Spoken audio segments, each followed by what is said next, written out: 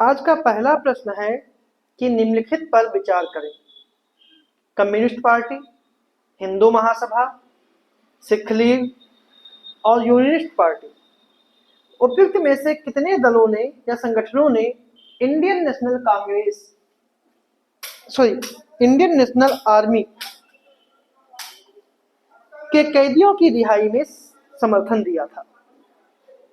Option है केवल 1, केवल 2, केवल 3 और या फिर सभी 4। तो इसका सही जो आंसर है वो आपका है डी ऑप्शन। ठीक है, सभी 4। ऐसा इसलिए है, अगर इंडियन नेशनल आर्मी के मुकदमे की बात करें तो द्वितीय विश्व युद्ध के दौरान इंडियन नेशनल आर्मी यानी INA ने सुभाष चंद्र बोस के नेतृत्व में भारत की स्वतंत्रता के लिए लड़ाई लड़ी।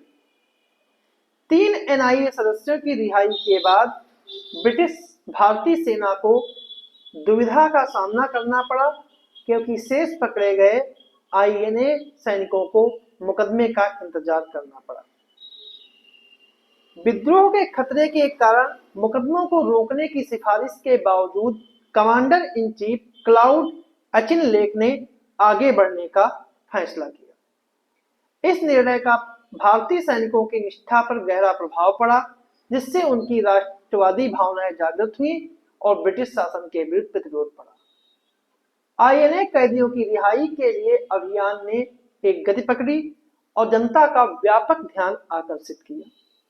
व्यापक प्रेस कवरेज, पर्चे बांटने, जनसभाओं और INA दिवस मनाने के माध्यम से आंदोलन अपने चरम पे पहुंच गया। दिल्ली, बंबई, कलकत्ता, मद्रास और संयुक्त प्रांत जैसे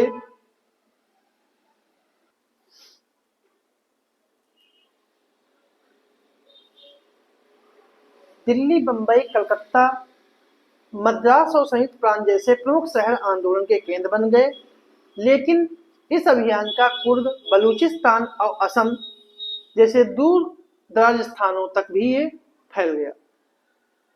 इस अभियान की भागीदारी के कई रूप सामने आए, जिसमें निधि योगदान, बैठकों में उपस्थिति, दुकानें बंद रखना, राजनीतिक समूहों की मांगे, कक्षा बहिष्कार, किसान सम्मेलन, महिला सम्मेलन के द्वारा INA कैदियों की रिहाई की वकालत करना शामिल था। उल्लेखनीय बात यह है कि केवल INA के लिए समर्थन केवल कांग्रेस तक ही सीमित नहीं था। इसमें मुस्लिम league, communist party, Hindu Mahasabha और सिख लीग और यूनियनिस्ट पार्टी के अलावा जस्टिस पार्टी, रावलपिंडी में अहराज, राष्ट्रीय स्वयंसेवक संघ और सिख लीग भी शामिल थी। 3 लोगों ने भी INA के समर्थन, इंडियन नेशनल आर्मी का के कैदियों को छुड़वाने का समर्थन किया। इसलिए इसका डी ऑप्शन जो है वो सही है। अगला प्रश्न है, मंत्रिमंडल के संदर्भ में निम्नलिखित कथनों पर विचार कीजिए कि यह मंत्रिपरिषद से छोटा निकाय है। इसका उल्लेख संविधान के मूल पाठ में किया गया था और संविधान में मंत्रिमंडल की भूमिका को परिभाषित नहीं किया गया है और यह ब्रिटेन में विकसित संसदीय सरकार की परंपराओं पर निर्धारित है या आधारित है। तो इनमें से कितने से कथन सब हैं वो सही हैं? केवल 1, केवल 2, केवल सभी 3 हो या फिर इनमें से कोई नहीं। तो जो इसका सही जो आंसर है वो आपका है बी ऑप्शन, केवल 2। क्योंकि मंत्रिमंडल जो है वो मंत्रिपरिषद से छोटा निकाय है। मंत्रिमंडल जो होता है वह मंत्रिपरिषद का एक हिस्सा है, इसलिए पहला कथन जो है सही है। ठीक है, और मंत्रिपरिषद एक संवैधानिक निकाय है और इसका आकार प्रधानमंत्री के द्वारा निर्धारित किया जाता है, क्योंकि अनुच्छेद 75 के अनुसार प्रधानमंत्री की नियुक्ति राष्ट्रपति करता है और अन्य मंत्रियों की नियुक्ति प्रधानमंत्री की सलाह पर राष्ट्रपति द्वारा किया जाता है। मंत्रि परिषद जो है वो 3 स्तरीय निकाय में वर्णित है, जिसमें कैबिनेट मंत्री, कैबिनेट मंत्री, राज्य मंत्री और उप मंत्री शामिल है। या फिर स्वतंत्र प्रभाव कह सकते हैं। ब्रिटेन में और भारत की जो मंत्रिपरिषद है वह ब्रिटेन में संसदीय परंपराओं पर आधारित एक मंत्रिपरिषद है। दूसरी ओर का मंत्रिमंडल का उल्लेख संविधान के मूल पाठ में नहीं किया गया है, मतलब कि संविधान के मूल जब लागू हुआ था 26 जनवरी 1950 को, उसमें मंत्रिमंडल का कोई उल्लेख नहीं था। मंत्रिमंडल का उल्लेख 44वें संवैधानिक संशोधन 1978 44वें संवैधानिक संशोधन 1978 में अनुच्छेद 352 में मंत्रिमंडल शब्द को शामिल किया गया, इसलिए दूसरा कथन जो है वो गलत है। तीसरा कथन जो है कि हमारी राजनीतिक और प्रशासनिक प्रणाली में मंत्रिमंडल की भूमिका ब्रिटेन में विकसित संसदीय परंपराओं पर आधारित है। ठीक है, इसलिए तीसरा कथन भी जो है वो सही है, इसलिए इसके दो कथन सही हैं और दूसरा कथन जो है गलत है। अगला प्रश्न है, सुर्खियों में रहा टाइम क्रिस्टल के संदर्भ में कौन सा कथन सही है? कि यह ऐसे क्रिस्टल हैं जो निरंतर ऊर्जा उत्पन्न करते हैं और ये ऐसे समय और स्थान दोनों की समरूपता को खंडित करते हैं, ऊर्जा की उच्चतम अवस्था में मौजूद रहते हैं। ये लेजर तकनीक में उपयोग किए जाने वाले परंपरागत क्रिस्टल हैं। ये ऊर्जा की छत किए बिना दो अवस्थाओं के बीच दोलन करते हैं। तो इसका कौन सा कथन जो है सही है टाइम क्रिस्टल के बारे में?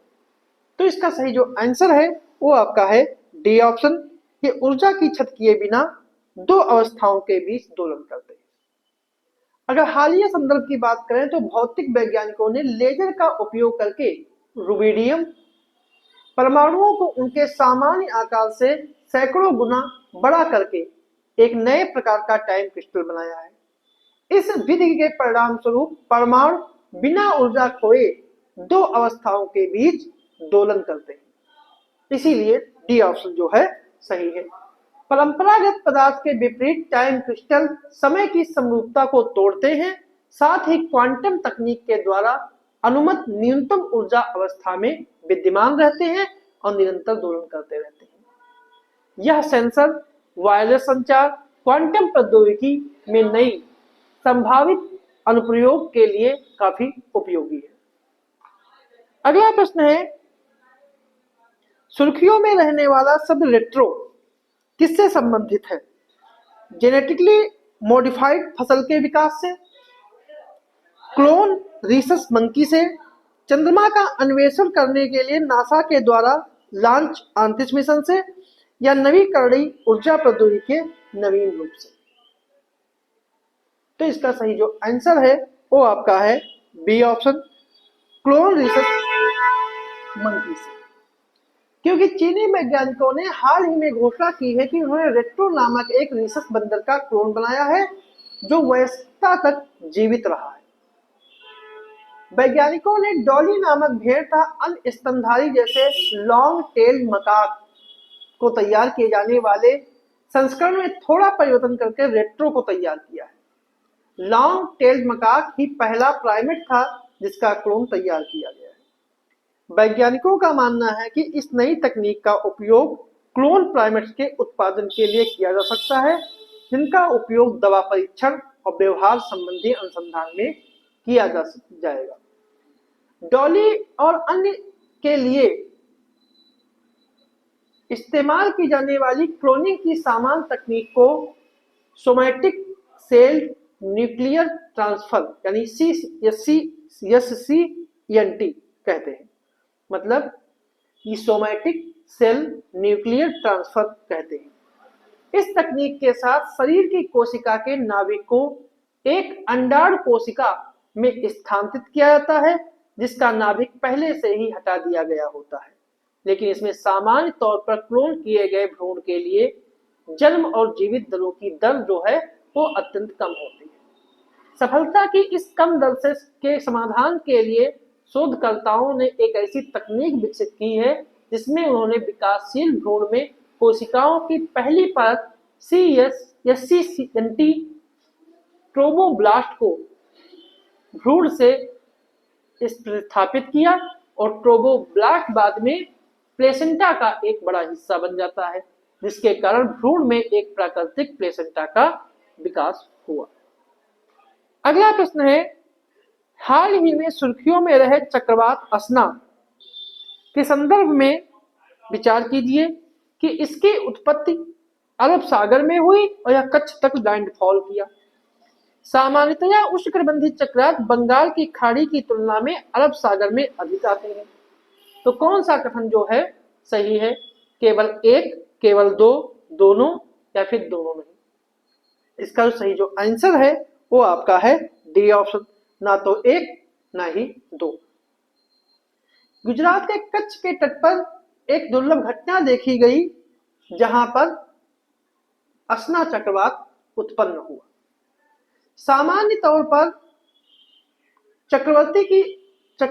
चक्रवातों की उत्पत्ति जो है वो गर्म समुद्री जल पर होती है, जबकि इसके विपरीत असना चक्रवात की उत्पत्ति गुजरात में जमीन पर एक गहन अवदाब के रूप में हुआ।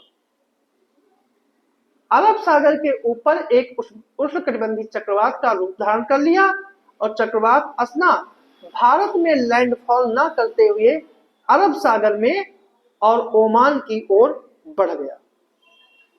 इस चक्रवात ने भारत में गुजरात, राजस्थान, मध्य प्रदेश के साथ साथ दक्षिणी पाकिस्तान को भी प्रभावित किया, इसलिए पहला कथन जो है गलत है।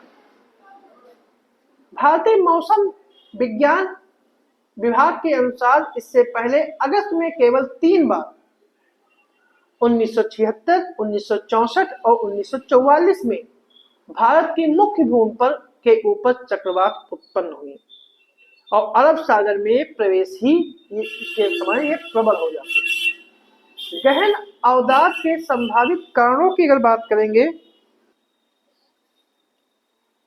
गहन अवदाब के संभावित कारणों में जो माना जाता है कि मानसूनी पवन प्रणाली का आसमानी होना, अरब सागर में आर्द्रता का प्राप्त होना और भूमि पर मृदा में नमी होना और हिंद महासागर का गर्म होना, एक गहन अवदाब के कारण है। दुनिया के लगभग 10% उष्णकटिबंधीय चक्रवात भारत में आते हैं और ये चक्रवात मई और जून और अक्टूबर नवंबर महीने में बनते हैं। अरब सागर की तुलना में बंगाल की खाड़ी में अधिक चक्रवात बनते हैं। बंगाल की खाड़ी और अरब सागर में उत्पन्न होने वाले चक्रवातों का अनुपात जो है वो लगभग 4:1 है। 4:1 है, ठीक है, क्योंकि अगर 4 चक्रवात बंगाल की खाड़ी में आते हैं तो फिर 1 अरब सागर में आता है, इसलिए दूसरा कथन जो है गलत है। हालांकि जलवायु परिवर्तन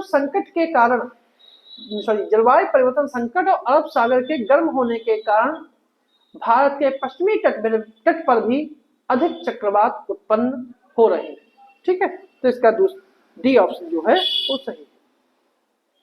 अगला प्रश्न है कि कार्यस्थल पर यौन उत्पीड़न महिलाओं के निम्नलिखित मूल अधिकारों में से किसका उल्लंघन करता है? किसका उल्लंघन करता है? अनुच्छेद 14 के तहत समानता का अधिकार, अनुच्छेद 21 के तहत जीवन और स्वतंत्रता का अधिकार, अनुच्छेद 19 के तहत कोई भी पेशा अपनाने का अधिकार। तो कौन सा उत्तर सही है? केवल 1 और 2, केवल 3, 1 और 3 या फिर 1, 2, 3? तो जो इसका सही जो आंसर है वो आपका है डी ऑप्शन, 1, 2, 3। मतलब डी ऑप्शन का जो है वो सही, क्योंकि 1997 में 1997 में विशाखा और अन्य बनाम राजस्थान राज्य के ऐतिहासिक निर्णय में भारत के सर्वोच्च न्यायालय ने कार्य स्थल पर यौन उत्पीड़न को परिभाषित करते हुए निवारक उपायों की घोषणा की और प्रस्तावित दिशा निर्देशों को विधायी अध्यादेश देने के लिए निर्देश दिए। यौन उत्पीड़न से महिलाओं के निम्नलिखित मूल अधिकारों का उल्लंघन होता है, जिसमें आता है अनुच्छेद 14। अनुच्छेद 14 के तहत समानता का अधिकार वित्त के समान संरक्षण के अधिकार का उल्लंघन करता है, क्योंकि कार्यस्थल पर यौन उत्पीड़न के कारण महिला कर्मचारियों को न केवल अपने रोजगार के संबंध में बल्कि अन्य पुरुष कर्मचारियों के संबंध में भी नुकसान उठाना पड़ता है।